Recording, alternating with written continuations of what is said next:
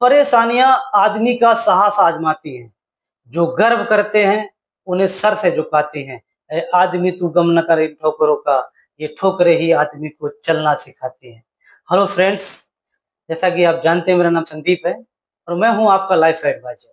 दोस्तों, आज एक बार फिर हम एक स्टोरी लेकर आपके लिए आए हैं। मैंने पहले भी कहा था, स्टोरी हकीकत हो या काल्पनिक, कुछ ना कुछ संदेश देकर जाती है। एक स्कूल में एक क्लास चल रही थी। बाहर बारिश हो रही थी। तो टीचर ने सभी बच्चों से ये कहा कि अगर आज आपको 100-100 रुपए दिए जाएं तो आप अपने लिए क्या खरीदोगे। तो किसी बालक ने कहा कि मैं अपने लिए एक वीडियो गेम खरीदूंगा। तो किसी बालक ने ये कहा कि मैं अपने लिए क्रिकेट का बैट खरीदूंगा। किसी ने ये कहा कि मैं एक प्यारी सी गुड़िया अपने लिए खरीदूंगी। तो किसी ने कहा कि मैं अपने लिए बहुत सारी चॉकलेट खरीदूंगा।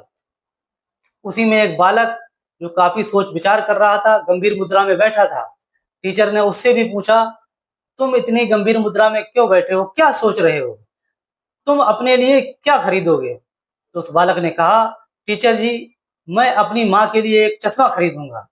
तो टीचर ने कहा, तुम्हारी माँ के लिए तो चश्मा तुम्हारे पापा भी खरीद सकते हैं, तुम्हें अपने लिए कुछ ना कुछ खरीदना चाहिए। तो उस बालक ने जो जवाब दिया, उसे सुनकर टीचर की आंखों में आंसू आ गए।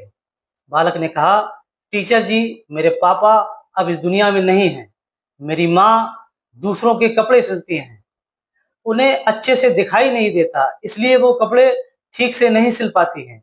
इसलिए मैं अपनी माँ के लिए एक चश्मा खरीदूंगा ताकि वो ठीक से सिलाई कर सकें, पैसे कमा सकें, मैं मेहनत करके एक बड़ा आदमी बन सकूं। टीचर ने कहा कि बेटा, तुम्हारी सोच ही तुमको बड़ा आदमी बनाएगी। टीचर ने वादे के मुताबिक 100 रुपए उस बालक को दे दिए और ये कहा कि ये 100 रुपए मेरी तरफ से उधार रखो, जिस दिन तुम कमाओ ये 100 रुपए मुझे लौटा देना।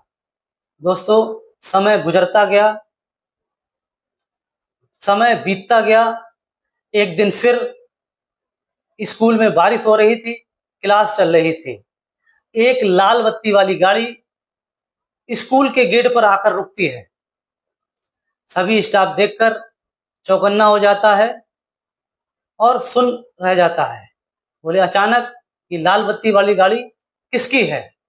उसमें से एक व्यक्ति उतरता है और स्कूल में जाकर एक वृद्ध टीचर के पैरों में गिर जाता है और बोलता है कि टीचर जी, मैं कन्हैया लाल उर्फ झंडू आपके वो 100 रुपए लौटाने आया हूँ। ये सुनकर उस टीचर की आंखों में फिर एक बार आंसू आ जाते हैं। वो झुककर उस व्यक्ति के कंधे पकड़कर उसको उठाती हैं और कसकर गले से लगा लेती हैं और रोने लगती हैं। दोस्तों, आप अपनी सोच और मेहनत के बल पर आप अपना भविष्य तय कर सकते हैं। अगर आप ऐसा नहीं करते हैं तो आपकी परिस्थितियां आपका भविष्य तय करती हैं। दोस्तों, ये कहानी हम पर दो संदेश देती है कि अगर आप एक समझदार, एक जिम्मेदार पिता और पति हैं तो समय रहते कम से कम इतना इंश्योरेंस ले लेना चाहिए। भगवान न करे जिंदगी के उतार चढ़ाव में अगर आपके साथ कुछ हो जाता है तो आपकी पत्नी और आपके बच्चों को सोचने पर मजबूर ना होना पड़े, मेहनत करने पर मजबूर ना होना पड़े, उनकी पढ़ाई पर कोई फर्क ना पड़े। दूसरा, हमको ये संदेश देती है ये कहानी कि समय रहते कम से कम जब आपका वक्त सही चल रहा हो, भविष्य की तैयारी कर लेनी चाहिए, फ्यूचर की तैयारी कर लेनी चाहिए।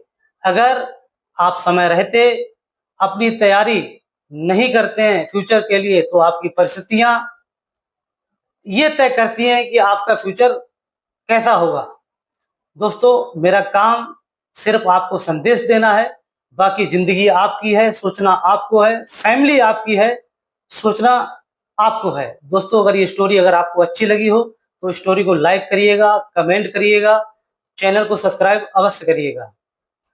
अधिक जानकारी के लिए, मेरे बारे में जानने के लिए आप गूगल, यूट्यूब, इंस्टाग्राम, फेसबुक पर संदीप LIC नोएडा के नाम से सर्च कर सकते हैं। दोस्तों, अगली स्टोरी के लिए चैनल को सब्सक्राइब करना मत भूलिएगा। धन्यवाद।